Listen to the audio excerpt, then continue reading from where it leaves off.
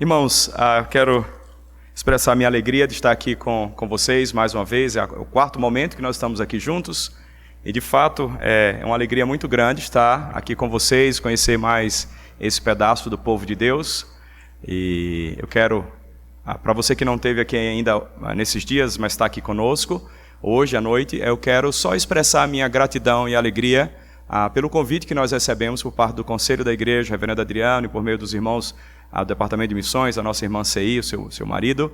É uma alegria muito grande. Tivemos um bom tempo ali na sexta-feira com os adolescentes. Ontem também à noite, um tempo bem legal, bem bacana aqui, falando sobre a vida de Francis Schaeffer. E hoje de manhã, quase que eu não deixo ninguém almoçar, falei até não sei que horas. E foi um tempo muito gostoso também, e assuntos bem profundos, bíblicos, mas ao mesmo tempo bem práticos. E nesse momento, então, eu quero pedir a você que abra a palavra do Senhor na carta de Paulo aos Coríntios, no capítulo 15. Nós vamos fazer a leitura a partir do verso 1 até o verso 19. Eu gostaria de ler toda a passagem, mas eu vou me deter só nesses 19 versos. À medida que eu for precisando de um outro verso além desses nesse capítulo, eu vou fazer a referência. Então, eu quero convidar você a se colocar de pé para acompanharem a leitura da palavra de Deus, a primeira carta de Paulo aos Coríntios, capítulo 15, a partir do verso 1 em diante. Diz assim a palavra do Senhor: Irmãos, venho lembrar-vos o evangelho que vos anunciei, o qual recebestes e no qual ainda perseverais. Por ele também sois salvos, se retiverdes a palavra tal como vos-la preguei, a menos que tenhais crido em vão. Antes de tudo, vos entreguei o que também recebi, que Cristo morreu pelos nossos pecados, segundo as Escrituras, e que foi sepultado e ressuscitou ao terceiro dia, segundo as Escrituras. Só ajeitar aqui o microfone. E que foi sepultado e ressuscitou ao terceiro dia, segundo as Escrituras. E apareceu a Cefas, depois aos 12, depois foi visto por mais de 500 irmãos de uma só vez, dos quais maioria sobrevive até agora, porém alguns já dormem. Depois foi visto por Tiago, mais tarde por todos os apóstolos, e afinal, depois de todos foi visto também por mim, como por um nascido fora de tempo, porque eu sou o menor dos apóstolos, que mesmo não sou digno de ser chamado apóstolo, pois persegui a igreja de Deus. Mas pela graça de Deus sou o que sou, e a sua graça que me foi concedida não se tornou vã. Antes trabalhei muito mais do que todos eles, todavia não eu, mas a graça de Deus comigo. Portanto, seja eu, ou sejam eles, assim pregamos e assim crestes. Ora, se é corrente pregar-se que Cristo ressuscitou dentre os mortos, como, pois, afirmam alguns dentre vós que não há ressurreição de mortos? E se não há ressurreição de mortos, então Cristo não ressuscitou. E se Cristo não ressuscitou, é vã a nossa pregação e vã a vossa fé. E somos tidos por falsas testemunhas de Deus, porque temos asseverado contra Deus que ele ressuscitou a Cristo, ao qual ele não ressuscitou, se é certo que os mortos não ressuscitam. Porque se os mortos não ressuscitam, também Cristo não ressuscitou. E se Cristo não ressuscitou, é vã a vossa fé, e ainda permaneceis nos vossos pecados. E ainda mais, os que dormiram em Cristo pereceram. Se a nossa esperança em Cristo se limita apenas a esta vida, somos os mais infelizes de todos os homens. Oremos mais uma vez. Senhor nosso Deus, nós queremos te louvar e te bendizer pelo privilégio que temos de poder ler a tua palavra. Acabamos aqui, Senhor, de colocar os nossos olhos, as nossas mentes, ó Pai, diante dessa palavra que lemos, e queremos te pedir que o Senhor, por favor, Senhor, fale conosco nesse tempo aqui de exposição da tua palavra. Que a tua palavra encontre um local seguro em cada um dos nossos corações, mas não só isso, que ela produza frutos para a honra e glória do teu nome. Que os nossos membros, a nossa mente, os nossos olhos, elas expressem, e a nossa boca expressem aquilo que a tua palavra nos ensina, que ela realmente produza frutos práticos, ó Pai, na vida de cada um de nós. Te pedimos, ó Pai, que o Senhor nos ilumine e fale conosco nessa noite. Nós oramos assim em nome de Jesus. Amém. Podeis assentar, irmãos.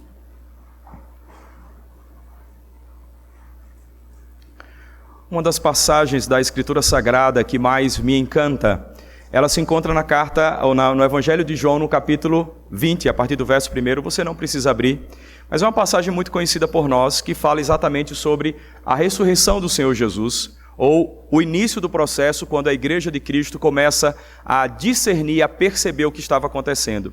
Diz aquela passagem, e João relata para nós, que Maria Madalena, ali no terceiro dia da morte do Senhor Jesus, ainda cedo, de madrugada, ela vai até o túmulo, e quando chega lá no túmulo, ela se depara com o sepulcro aberto.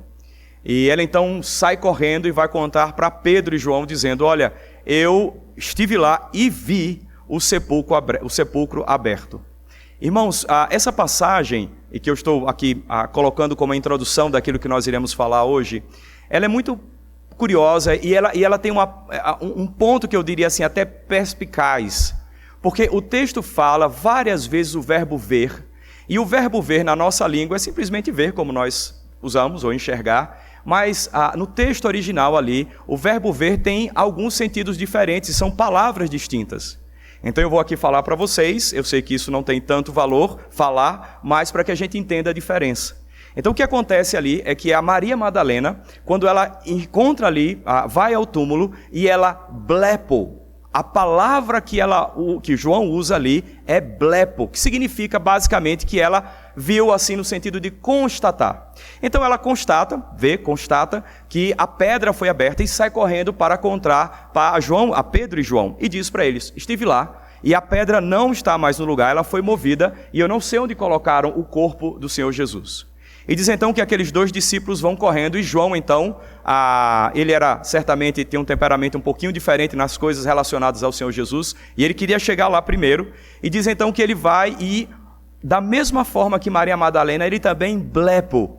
Ele olha e percebe ali, constata que a pedra foi movida, mas que os lençóis estavam ali e o Senhor Jesus não estava mais lá. Logo em seguida, Pedro então entra, abaixa-se e entra, e o verbo já não é mais blepo, mas é theorel, que significa basicamente que ele viu, questionando a si mesmo o que estava acontecendo. Então essa passagem fala desse momento em que o corpo do Senhor Jesus não está mais lá, e em duas percepções distintas é dito que não só foi constatado que Jesus não estava lá pelos olhos, mas também foi considerado o que é que aconteceu com o Senhor Jesus quando então Pedro theorel. E diz então que aquele discípulo amado, João, ele então decide mais uma vez entrar lá, e já não é mais nem blepo, nem theorel, mas é eidon ou eiden, que é a ideia de que ele viu e compreendeu absolutamente tudo. E o texto então diz, ali que no final do texto diz que ele viu e creu. E essa passagem é belíssima quando a gente começa a perceber essa singularidade dela, e que há, de fato, possibilidades de enxergarmos a ressurreição de Jesus de forma distinta. E para nós fica a pergunta: como é que de fato nós compreendemos ou entendemos a ressurreição de Jesus? Será que para nós é simplesmente um fato que nós lançamos os olhos sobre a Escritura, lemos a passagem e dizemos: ele ressuscitou? Ou será que nós, ou alguns de nós, olham para aquilo e fica se questionando e perguntando, usando aqui o theorel, o que é que aconteceu com isso? Como de fato isso se deu? Ou será que nós somos como João naquele segundo momento, e que não só olhamos para o texto, lemos, mas entendemos completamente, não só que o Jesus ressuscitou, mas as suas implicações? Na história da humanidade, muitos povos usam expressões diferentes no que diz respeito à morte, a desmaio e coisas do tipo. No povo com o qual nós trabalhamos ali na floresta amazônica, para eles a palavra morrer e desmaiar é uma única palavra e que pode ser usado de forma tranquila, e as pessoas vão entender pelo contexto. Certa vez, então, eu estava em casa na aldeia, e aí um indígena veio correndo lá em casa e dizer: Marcelo, meu pai morreu, meu pai morreu. Quando eu cheguei na casa dele, o pai dele estava deitado, dormindo em coma alcoólico, porque tinha bebido na festa. E eu falei para ele: seu pai não bebeu. Ele: não, meu pai morreu, você não está entendendo, meu pai morreu. E no outro dia, ou 2 dias depois, o pai dele voltou a si e obviamente estava ali. Mas um dos elementos mais cruéis que a Igreja de Cristo recebeu na sua história a partir do século XVIII foi o liberalismo teológico, que não admite que haja ressurreição. E de uma forma sutil isso tomou conta da cristandade a ponto da Igreja do Senhor Jesus se desviar do seu caminho e da compreensão de que a palavra de Deus, de fato, ela tem autoridade, ela é inerrante, e se ela fala que o Senhor Jesus ressuscitou, nós de fato devemos crer. E muitas igrejas, muitas denominações abraçaram o liberalismo teológico. E depois do liberalismo, outras correntes teológicas vieram, abraçando essa ideia de que é impossível que haja milagres, é impossível que haja ressurreição. E a passagem que nós lemos nos chama a atenção para a importância do que de fato é a ressurreição e que se de fato nós cremos nisso. Porque a nossa fé está toda fundada na ressurreição. E o que eu queria, irmãos, nessa noite era partilhar com os irmãos, a partir dessa passagem, as implicações que a ressurreição traz para mim e para você de forma prática.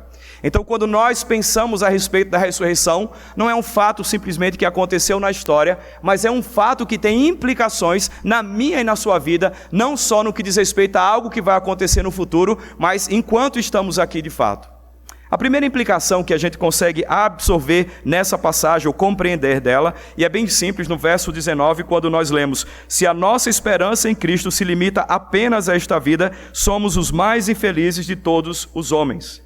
O que Paulo está dizendo para mim e para você é que o fato do Senhor Jesus ter ressuscitado significa que eu e você também vamos ressuscitar. Porque se isso não aconteceu, não faria absolutamente sentido nenhum nos reunirmos domingo após domingo, durante a semana inclusive, a considerar a nossa fé como algo fundamental para a nossa existência, porque se Cristo não ressuscitou, significa que nem eu e nem você ressuscitaremos.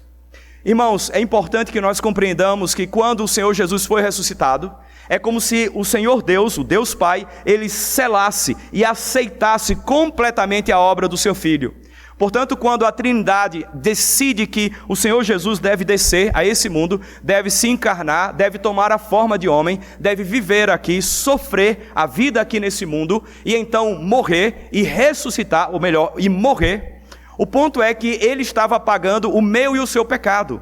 Ou seja, o Senhor Deus não aceita nada menos do que a morte de alguém perfeito e puro, como a gente vê ali descrito desde do Antigo Testamento, Antigo Testamento, quando a gente tem ali em Levítico toda a ordenação dos sacrifícios e etc. É deixado para mim e para você de forma clara que o fato de sermos pecadores, não simplesmente porque cometemos pecado, mas porque nascemos do pecado, nós somos condenados por Deus e não tem nenhuma forma de pagarmos isso e resolvermos essa questão. Então a própria Trindade decide alguém do nível deles, tão santo e tão puro quanto a Trindade, as três pessoas, um deles desce então e ele entrega a sua vida para morrer por mim e por você. No momento que o Senhor Jesus estava sendo ali, foi crucificado e ofereceram para ele vinagre, que seria uma ideia de ele passar por aquele sofrimento anestesiado. Ele não aceita aquela bebida porque ele entende que ele deveria sofrer toda a pena, sentir absolutamente tudo. E quando, em certa altura, o Senhor Jesus diz: Lama, lama, sabactani, Senhor Deus, Deus meu, por que o Senhor me desamparou? A ideia é que eu e você estávamos ali naquele momento, recebendo da parte de Deus o privilégio de podermos nos relacionar com Ele, porque o Senhor Jesus estava sofrendo a ausência da presença de Deus diante dele. Ele foi abandonado por Deus por causa dos seus pecados. Ou seja, o sacrifício do Senhor Jesus é a prova cabal de que Deus, ele resolve o nosso problema, e não só isso. Ele aceita, e ele diz que o Senhor Jesus é como um aroma que sobe às suas narinas. E ele então, por aceitar essa obra, ele ressuscita o Senhor Jesus. Quando nós falamos que a ressurreição de Jesus garante a minha e a sua salvação, ou a minha e a sua ressurreição, é que a obra do Senhor Jesus, ela tem ali como a cereja do bolo a ressurreição de Jesus, porque o Senhor Deus Pai, ele aceitou o sacrifício vicário, ou seja, substitutivo. Nós merecíamos estar naquela cruz, mas o Senhor Deus decidiu que o seu Filho, Deus Pai, enviaria o seu Filho para morrer e pagar.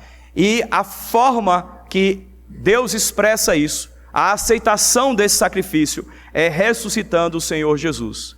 Significa, irmãos, que ele é a primícia nesse sentido, porque ele abre a porta dos céus como um ressurreto, alguém que tinha corpo como eu e você, alguém que vivia como eu e você nesse mundo, e este que se encarnou então, pagou os nossos pecados, e ele foi aceito por Deus como sacrifício perfeito, por mim e por você, e essa porta que ele abre, a porta da ressurreição, garante a mim e a você que nós seremos também ressuscitados. Isso é maravilhoso, porque significa que a nossa vida, ela não está retida ou limitada a essa existência terrena simplesmente, mas nós, pela graça de Deus, manifesta na obra do Senhor Jesus, a morte vicária dele, substitutiva, garante que eu e você possamos adentrar os céus de maneira completa, não simplesmente a nossa parte imaterial, a alma, mas de maneira completa, com o corpo. Nós vamos ressuscitar e entraremos pela mesma porta que o Senhor Jesus entrou e está sentado ali à direita de Deus Pai, nós estaremos com Ele.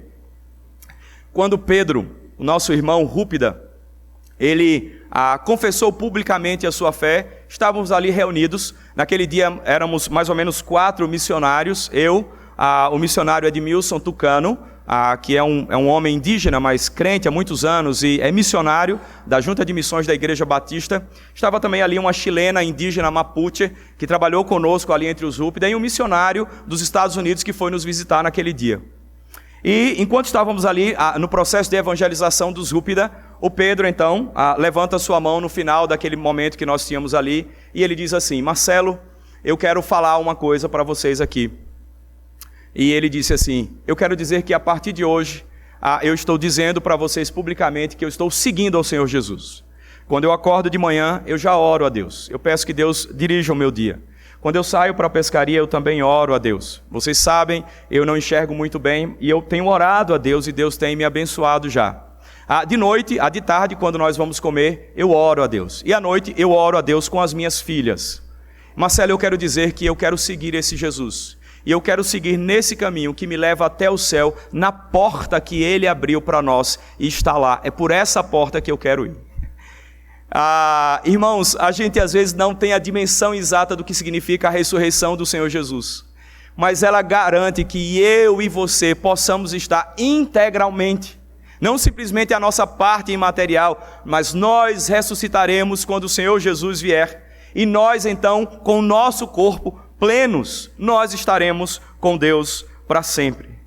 E é importante a gente se dar conta disso, porque a implicação dentro desse pensamento de que a ressurreição de Jesus garante a nossa ressurreição, significa que a minha e a sua vida não é só o que tem aqui nesse mundo. Então é tão curioso o fato de que nós, às vezes não percebemos, mas o tempo todo estamos fazendo planejamento no que diz respeito à nossa vida terrena. Nós queremos ter isso ou aquilo outro, queremos ter aquela ou essa formação, queremos fazer aquela ou aquela outra viagem, temos planos mirabolantes. Mas quando nós falamos de ressurreição, e ela está garantida porque o Senhor Jesus ressuscitou e abriu, por assim dizer, a porta da ressurreição para nós, significa que a nossa vida não se restringe a essa existência. Ou seja, apesar de passarmos por sofrimentos, por lutas, por lidas, significa que um dia nós estaremos com Ele para sempre. Ou seja, tudo isso é passageiro. Nós somos peregrinos. O peregrino, ele não tem apego aonde ele chega, ele nem conhece as coisas. O peregrino não está preocupado em construir uma casa, ele sabe que ele está ali de passagem, que portanto a vida dele é além daquele lugar onde ele se encontra naquele momento. A minha vinda aqui com a minha família para Brasília foi algo que Deus direcionou e trouxe a gente para cá. Nós não tínhamos planos, mas uma das coisas que me chama a atenção em Brasília é que as pessoas nessa região toda vivem em função dos órgãos governamentais. Então é muito curioso porque as pessoas, sempre que a gente conversa e pergunta e fala, e você trabalha com o quê? Ele fala, eu sou servidor público. Aí a vontade que eu tenho de dizer assim, eu também sou servidor público, porque pastor é um servidor público. Ele serve as pessoas. Mas eu não quero saber disso, mas eu quero saber o que é que você faz. E o que chama atenção aqui, na mentalidade e na cultura da nossa região, é que as pessoas estão buscando estabilidade, conforto, tranquilidade. Daí então essa vinda em massa de brasileiros para essa região, obviamente por causa dos empregos, por causa dos concursos e etc. E aqui eu não estou querendo condenar o fato de você ter vindo para cá, ou se você é daqui já há muitos anos, mas o que chama atenção é que Brasília faz com que a nossa mentalidade seja moldada para uma vida centrada numa perspectiva materialista de existência simplesmente terrena. E nós precisamos abrir os olhos porque o Senhor Jesus ressuscitou. Brasília não é a eternidade que Deus oferece para nós. A eternidade é outra. Tudo isso aqui vai passar. O nosso corpo está padecendo as consequências do pecado e não temos a garantia nenhuma de que vamos viver 200 anos, 500 anos. Somos peregrinos nesse mundo. E o Senhor Jesus, então, nos chama a acordarmos para isso, que o fato de termos a nossa ressurreição garantida significa que nós devemos ter os olhos postados, não nessa vida terrena, mas na vida para Ele, para sempre com Ele também. Uma segunda implicação que essa passagem nos dá, e está lá nos versos 24 e 25, nós não lemos porque a leitura seria muito longa, é que a ressurreição do Senhor Jesus conta-nos que hoje Ele está reinando. Versos 24 e 25 diz o seguinte: e então virá o fim, quando Ele entregar o reino ao Deus e Pai, quando houver destruído todo o principado, bem como toda a potestade e poder, porque convém que Ele reine até que haja posto todos os inimigos debaixo dos pés. A carta aos Hebreus diz que o nosso Senhor Jesus, Ele está sentado à direita de Deus Pai. E, claro, Ele está sentado porque Ele já tinha feito, ou já fez a obra maior que Ele deveria fazer. E eu estou me referindo à sua morte e o pagamento daquilo que deveria ser o meu e o seu, né? Nós que deveríamos pagar pelos nossos pecados. E o Senhor Jesus, então, Ele paga tudo isso e está sentado à destra de Deus Pai. E diz a passagem aqui que Ele está terminando ou finalizando o seu trabalho, mas Ele já está reinando e Ele controla absolutamente tudo. Portanto, quando nós pensamos em ressurreição, nós devemos linkar a nossa mente, os nossos sentimentos, à ideia de que esse Jesus que ressuscitou, Ele não simplesmente ressuscitou e saiu de cena, mas Ele está reinando. Ele reina, e a obra que Ele começou ali na cruz, Ele vai concluir, Ele vai exterminar, por assim dizer, né? Ou terminar com toda essa obra, fazendo com que o nosso inimigo, primeiramente é a morte, mas também o diabo, sejam colocados nos seus devidos lugares. Ou seja, chegaremos um momento, por conta da ressurreição, que não mais experimentaremos a morte. Ou seja, é importante que a gente tenha consciência de que o fato de o Senhor Jesus ter ressuscitado, significa que Ele está reinando. Ou seja, a minha vida, a sua vida, ela não está acontecendo de forma descontrolada. As eventualidades, as coisas que não estavam dentro dos nossos planos, não devem ser necessariamente interpretadas como sendo algo que está acontecendo ao acaso. Mas o nosso Senhor Jesus, Ele reina na minha e na sua vida. O fato, irmãos, de nós não sabermos o que vem depois da curva da nossa vida, mostra para mim e para você o limite que nós temos de saber o que vai acontecer daqui a 5 minutos, amanhã, na semana que vem, nós não sabemos. E Deus, Ele é tão bondoso comigo e com você, quando Ele nos ensina que esse Jesus que ressuscitou reina, Ele também quer nos dizer com isso que o fato dele reinar é que nós não precisamos nos preocupar com as coisas que estão por vir, e nem as excepcionalidades que nós já estamos vivendo no dia de hoje, particularmente eu me refiro. E aí eu fico pensando a respeito dos mistérios de Deus, que nós não sabemos o que vai acontecer. Se eu soubesse o que ia acontecer na minha vida nesses últimos anos, há 5 anos atrás, certamente eu entraria em desespero, provavelmente, porque eu e você, nós não temos a estrutura de lidar com coisas que vão acontecer no futuro. Nós não temos estrutura para saber antecipadamente isso. A única pessoa que pode fazer isso é aquela que segura o cetro e reina sobre nós. A nossa estrutura é limitada. Nós não temos condições de sustentar o cetro do reino e do governo do nosso Deus.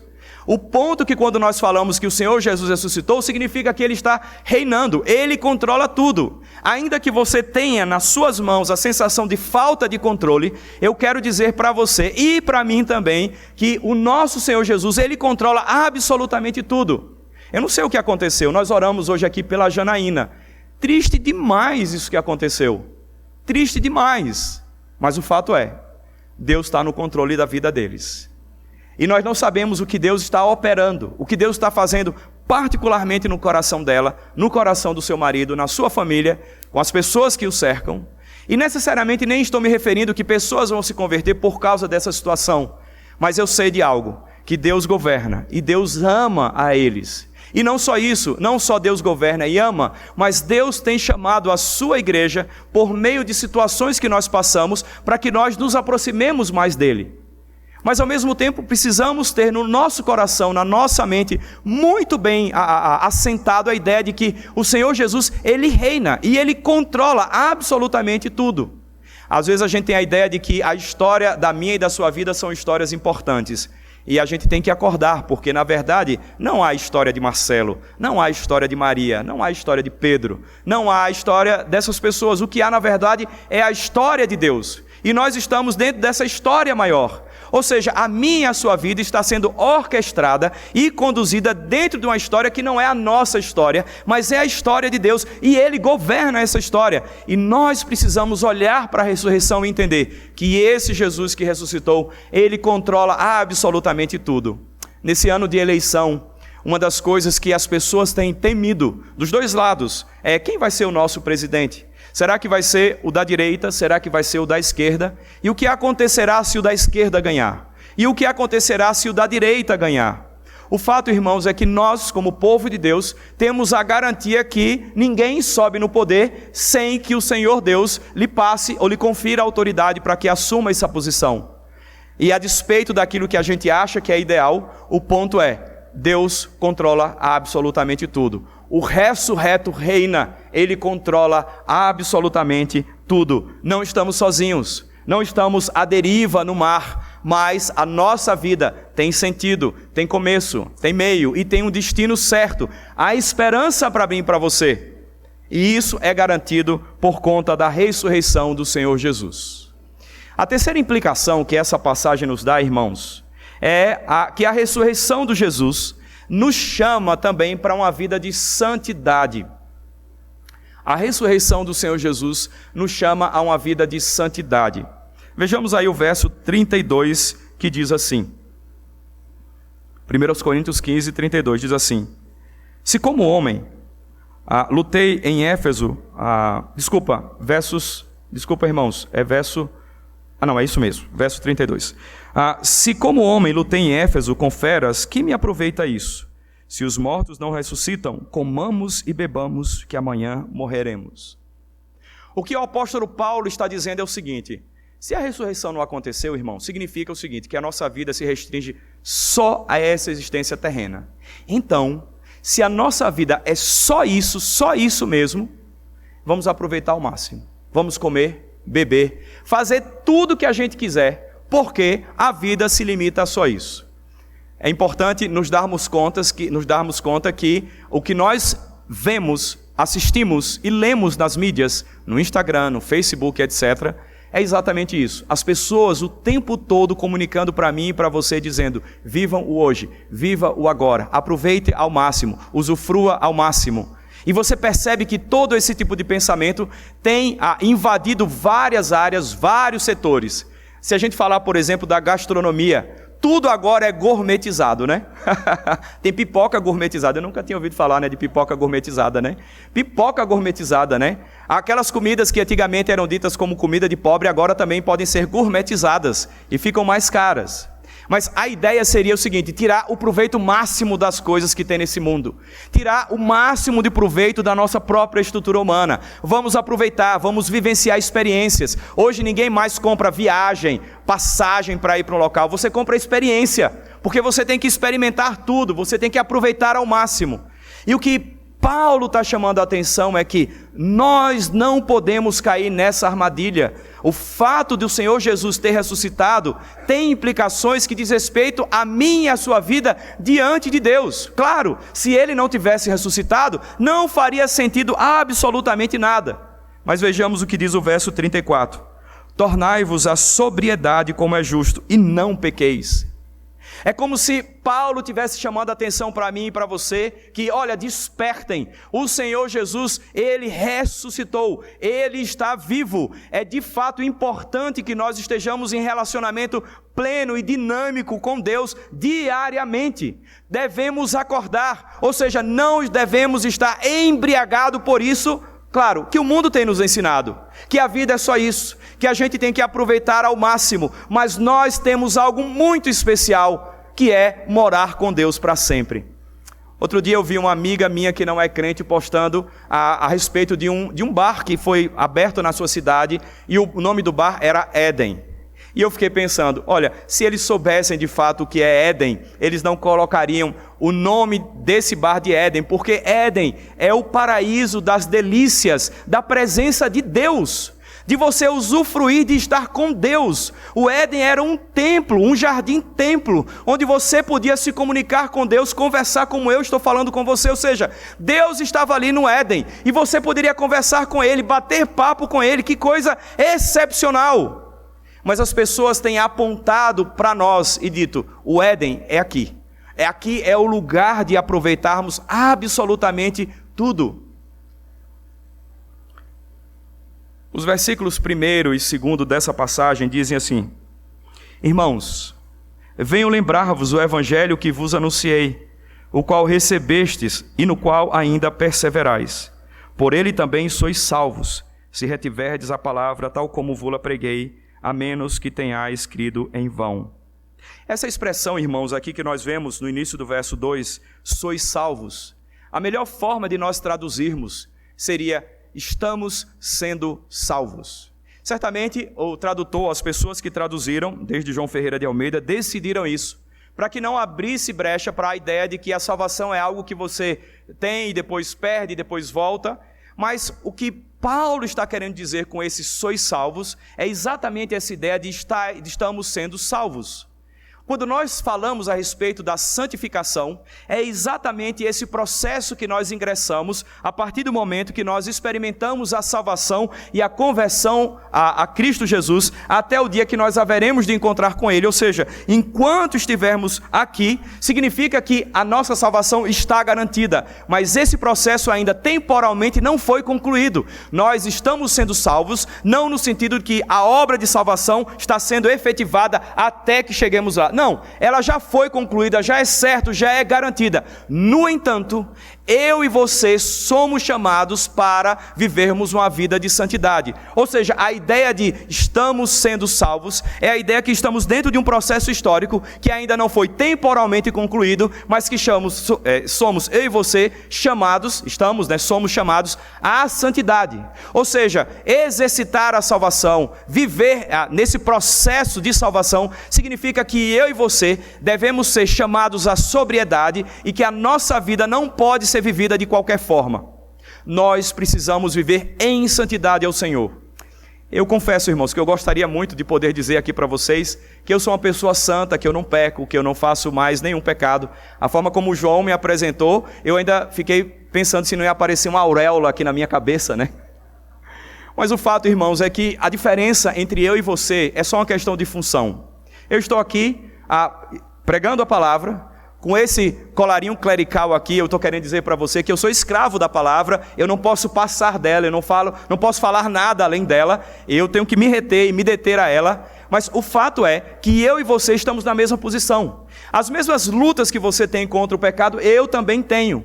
Quando nós falamos a respeito de santidade, não significa que eu e você vamos experimentar um estágio da nossa vida em que nós iremos flutuar, porque nós não podemos mais pisar nesse mundo pecaminoso.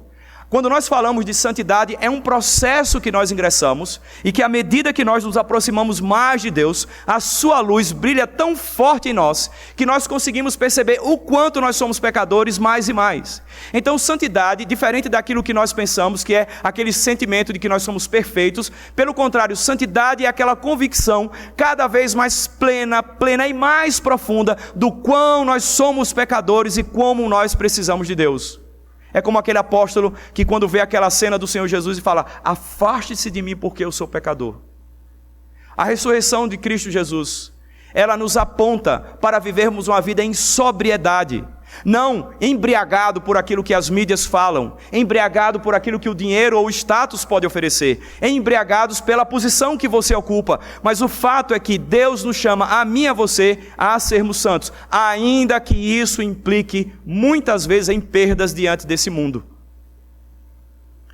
O Senhor Jesus, porque Ele ressuscitou, nos convida a mim e a você, uma vida enquanto peregrinos aqui nesse mundo, a uma vida de santidade.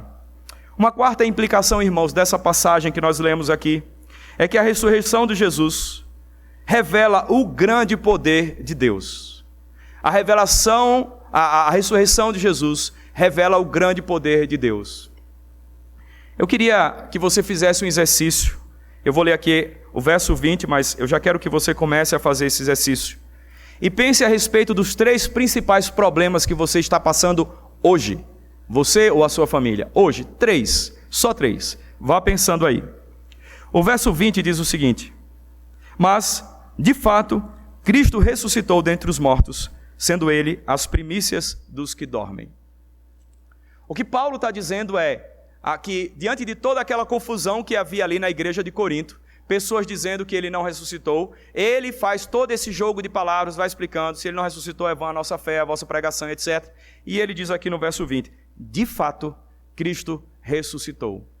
Bom, eu pedi para você pensar em três problemas que você está passando.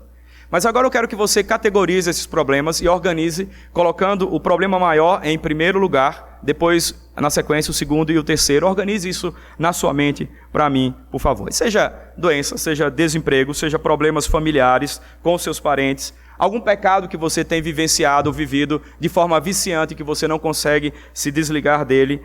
Mas eu quero que você pense sobre isso. Eu quero que você guarde agora, nessa ordem que você colocou.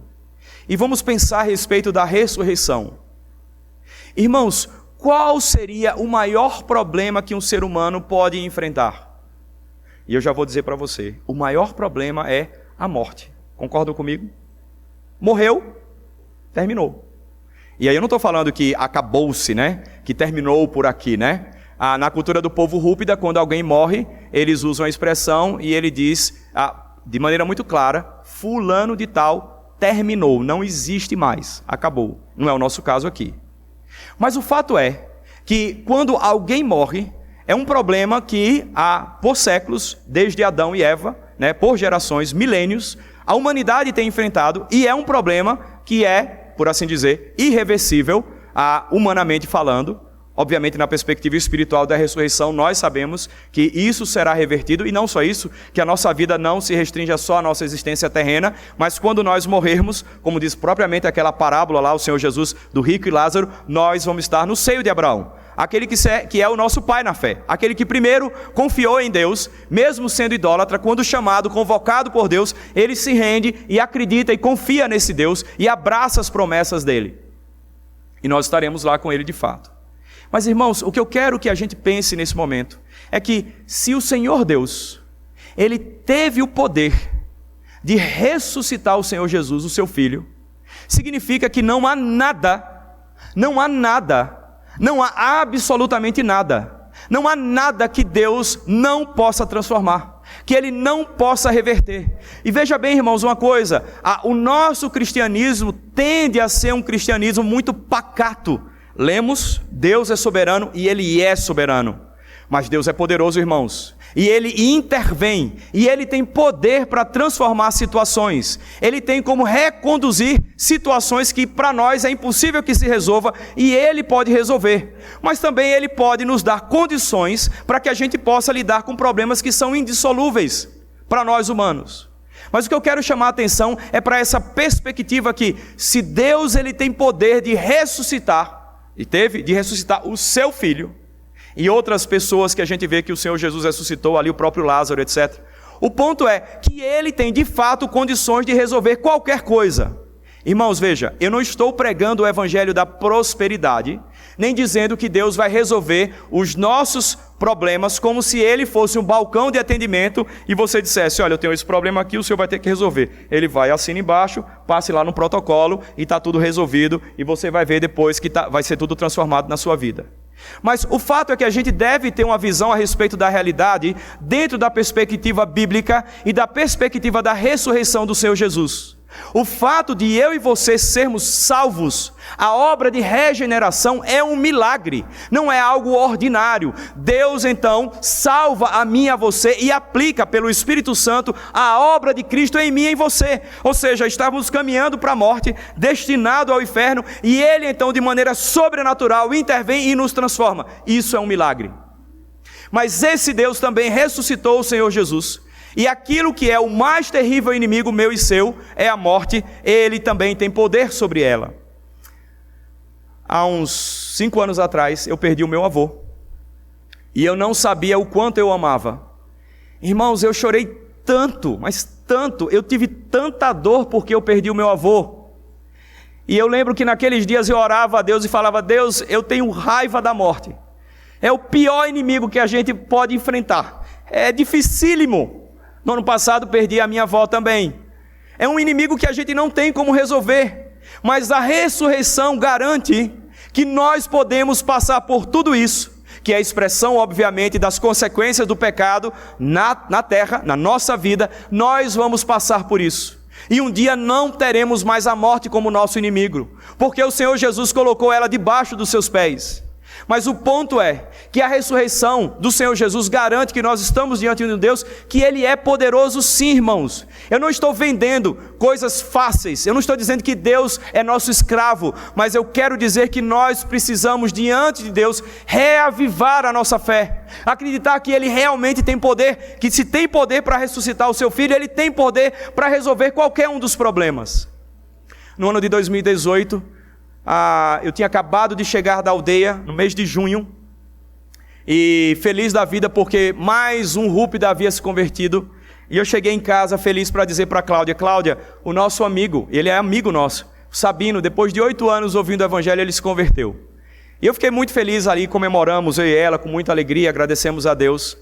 E no dia seguinte a Cláudia entrou num estado bem difícil, que nós não sabíamos o que era, com muitas dores abdominais. Passou um dia, foi para o hospital, passou 2 dias no hospital, os médicos faziam exame, hospital do interior, não tem nada, não resolvia nada, ninguém sabia, até que, por fim, no 4º para o 5º dia, uma médica chega de Manaus, nós estávamos em São Gabriel da Cachoeira, que fica a 800 quilômetros, de avião é 2 horas, mas de barco para você descer até lá são 3 dias.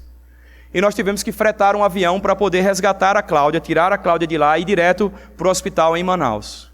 E durante todo aquele voo estava eu, ela, a nossa família toda, uma enfermeira, dando tramal na veia dela a cada 15 minutos, porque as dores eram insuportáveis, e foi diagnosticado obstrução intestinal. E então descemos ali no aeroportozinho pequeno, de aeronaves menores, e já tinha uma ambulância nos esperando, a missão tinha providenciado a ambulância, e fomos direto ali para o hospital.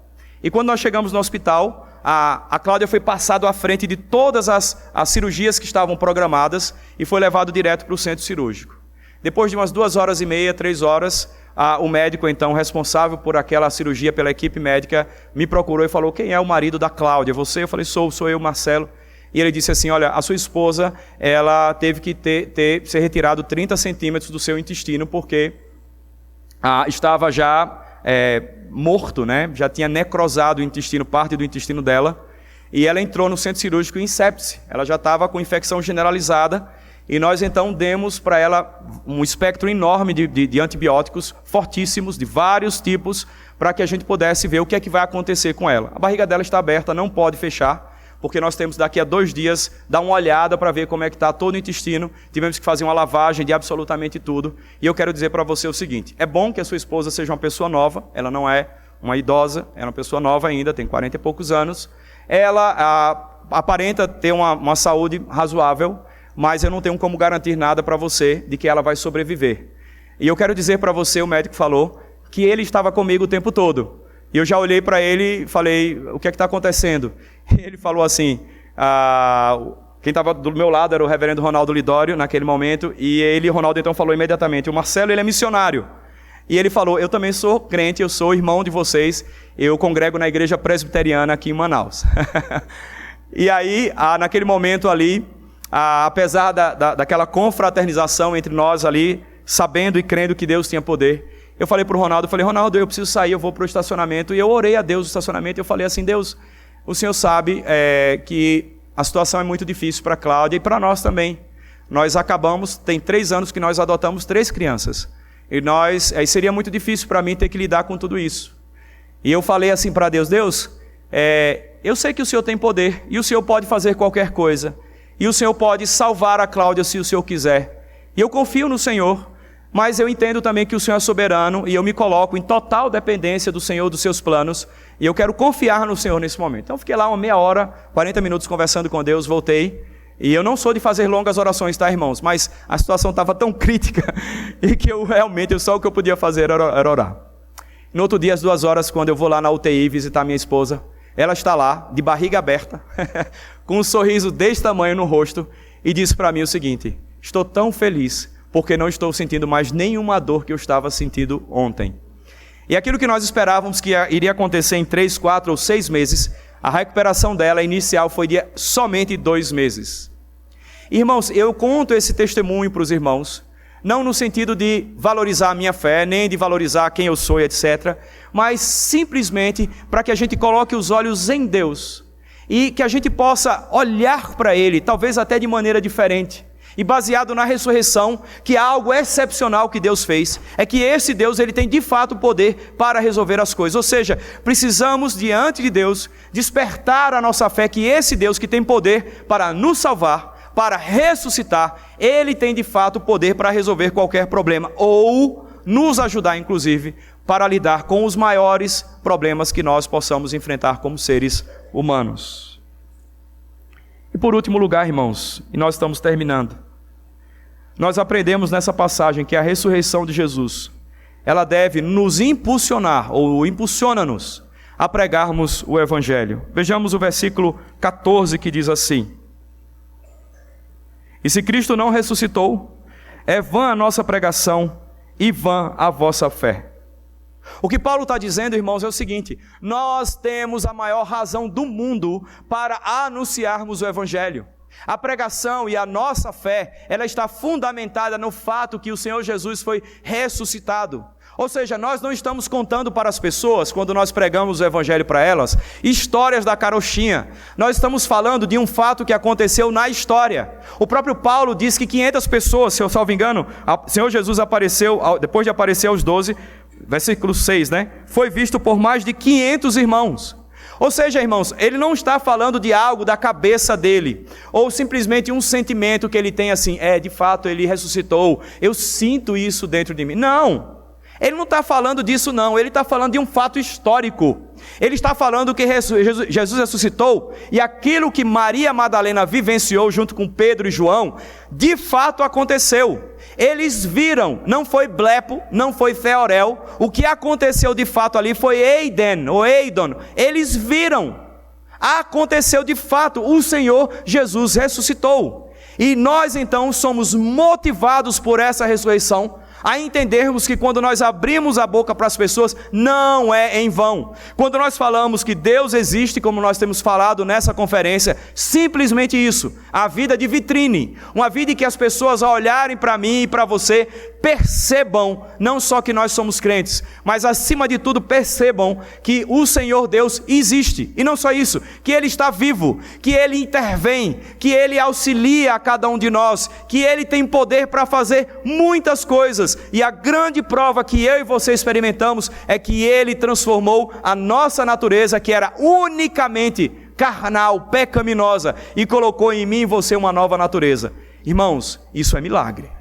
Isso é por causa do poder de Deus. E nós temos toda a razão do mundo para falarmos às pessoas quem é esse Deus e quem é o seu Filho Jesus, o que Ele fez por mim e por você, o poder que foi conferido a Ele. Ele tem poder de nos salvar. Os versículos 30 e 32 dessa passagem nos diz assim: se como homem lutei em Éfeso com feras, que me aproveita isso? Se os mortos não ressuscitam, comamos e bebamos, que amanhã morreremos.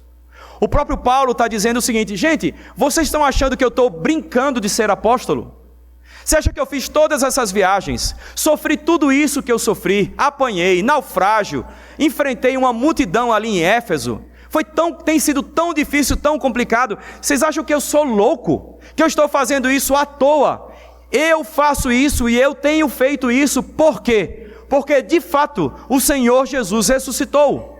Ou seja, a vida do apóstolo, de todos os apóstolos, estavam fundamentados exatamente nesse fato, de que aquilo que o Messias vinha falando, estava preparando os seus, de fato aconteceu. Ele haveria de padecer, morrer e ressuscitar ao terceiro dia. Essa é a razão da nossa fé, da nossa vida, e nós não temos com que nos envergonharmos. E não temos razão nenhuma para ficarmos de boca calada diante das pessoas, porque o Senhor Jesus, Ele ressuscitou. Obviamente estamos aí no mês de missões e eu quero só refrescar a nossa memória. A irmã do missionário Ashbel Green Simonton, quando ouviu que o seu filho havia decidido entregar-se à obra missionária, ela, como uma boa mãe, serva de Deus, ela então decide entregar de coração o seu filho para a obra missionária. E ela diz de maneira muito clara que ela sabia exatamente o que poderia acontecer com o seu filho. E aconteceu, talvez na perspectiva humana, de forma até prematura. Ashbel Green Simonton, aquele jovem solteiro, deixa o seu país e vem então para o Brasil e exerce um ministério de apenas 8 anos. E claro, muitas coisas aconteceram pela graça de Deus. Igrejas nasceram, o primeiro presbitério foi organizado, havia escola, havia seminário, havia até um jornal. Deus usou poderosamente aquele homem. E a pergunta é, e ele veio aqui para quê? Porque não tinha nem Instagram naquela época. Porque aqui, por exemplo, eu posso, quando terminar aqui, pegar alguma foto de vocês no Insta e repostar e mostrar para as pessoas. Estive na primeira igreja presbiteriana de Taguatinga, como eu já fiz, na conferência missionária, etc. Não tinha nada disso. No máximo, eram os relatos que chegavam à junta de missões da igreja presbiteriana nos Estados Unidos. Era o máximo que acontecia. E você acha que esse homem deu a sua vida por quê? Porque ele acreditava na ressurreição. E era a razão que o trouxe até esse lugar. Conta-nos a história que no ano de 1923, um piloto chamado, o nome dele é grande, Ernest George Fenton Hall, ele deixa a sua posição na Marinha Britânica como piloto de avião de caça e ele decide entregar-se à obra missionária. E o Fenton Hall então vem para o Brasil e vai trabalhar com o povo Guajajara entre os indígenas ali no Maranhão. E depois de 9 meses, ele perdeu a sua vida acometido de febre amarela ou talvez malária, ninguém sabe. E ali mesmo na aldeia onde ele trabalhava, ele foi enterrado. E eu pergunto, irmãos, por que pessoas deixam os seus países, as suas casas, os seus lares, o seu conforto, os seus empregos, para anunciar a Cristo? O que Paulo diz, eu não fiz isso à toa, eu não lutei em Éfeso à toa, mas eu fiz por causa de Cristo. E esse Cristo não o morto, mas o ressurreto. Irmãos, quando nós pensamos em ressurreição, nós devemos ter essa consciência, e aqui eu quero concluir, dizendo que a ressurreição deve promover em nós, em mim e em você, a esperança de que todo esse sofrimento e de tudo aquilo que nós passamos nesse mundo um dia vai se acabar, vai terminar. Nós somos peregrinos apenas, mas está garantido para mim e para você, a porta da ressurreição está lá esperando o dia que nós vamos entrar por ela e vivenciar plenamente a nossa existência com o nosso Deus. Um outro aspecto que essa passagem nos chama a atenção é que nós precisamos e devemos, por conta da ressurreição, ter a confiança em qualquer situação que nós venhamos a passar, qualquer problema, qualquer dilema, qualquer bronca, tamanho que seja de ordem criminal, de ordem civil, o que for, nós precisamos confiar de que a ressurreição garante que nós não estamos abandonados nesse mundo, mas o nosso Senhor Jesus reina e controla absolutamente tudo. Não tema ou não temam as eleições. Precisamos confiar nele. Ele reina. Um terceiro aspecto que eu quero só trazer para nós, que a gente já vem falando, mas para que fique bem gravado no meu e no seu coração, é que o fato de Cristo ter ressuscitado, isso também é uma convocação.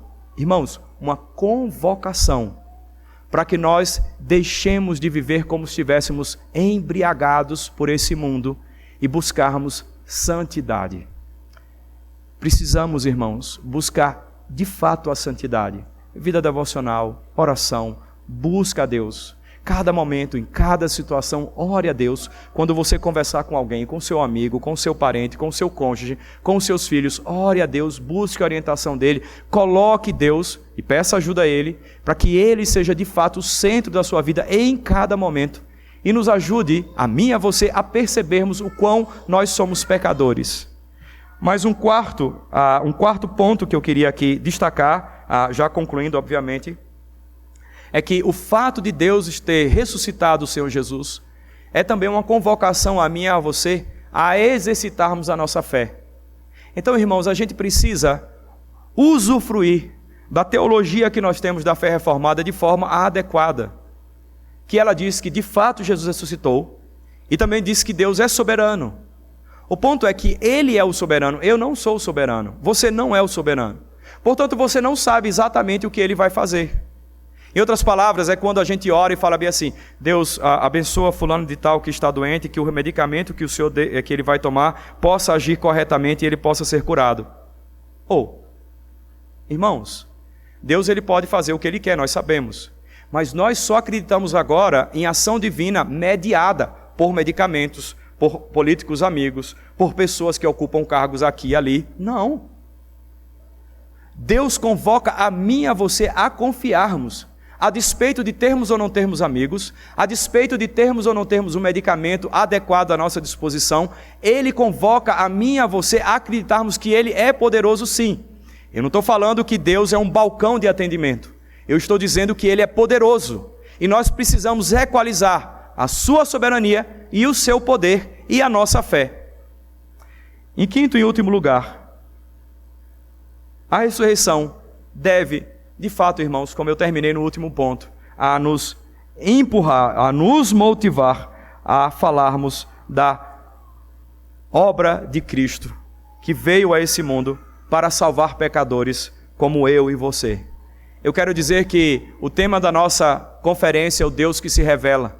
Eu quero dizer que Ele tem convocado, desde sempre, o seu povo, para que fosse aquele povo que testemunhasse que esse Deus que nós cremos não está oculto, não está ausente, não está morto, mas cremos num Deus vivo e que também tem o seu Filho, não só o Deus Pai, mas o Deus Filho, como aquele ressurreto que veio salvar a mim e a você. E a única esperança que qualquer ser humano pode ter está centrado nessa pessoa do Senhor Jesus e este ressurreto. Que Deus nos abençoe. Vamos nos colocar aí de pé e vamos ter mais um tempo de oração. Senhor nosso Deus, nós queremos dizer que nós somos pequenos diante da Tua palavra e que nós queremos clamar pela Sua graça e pelo Seu favor para que a gente possa aplicar todo esse ensinamento nas nossas vidas. Ó Pai, nós precisamos de Ti absolutamente. Ó Pai, dá-nos a graça, porque nós, pelo nosso próprio esforço, muitas vezes falhamos nesses pontos de confiar em Ti, de anunciar o Evangelho, de buscarmos uma vida em santidade, de realmente exercitarmos a fé, crendo que o Senhor tem poder. Pai, o Senhor sabe que nós somos falhos em cada uma das nossas atitudes e atividades diante do Senhor. Pai, por favor, pela Sua graça, nos concede esse favor, ó Senhor, de sermos e vivenciarmos uma vida que revela em nossos membros, mas para as pessoas aí fora, que Jesus ele ressuscitou e Ele está vivo e Ele há de vir mais uma vez para buscar os seus. Ó Senhor, faz isso em nós, por amor do Teu próprio nome. Nós oramos em nome de Jesus. Amém.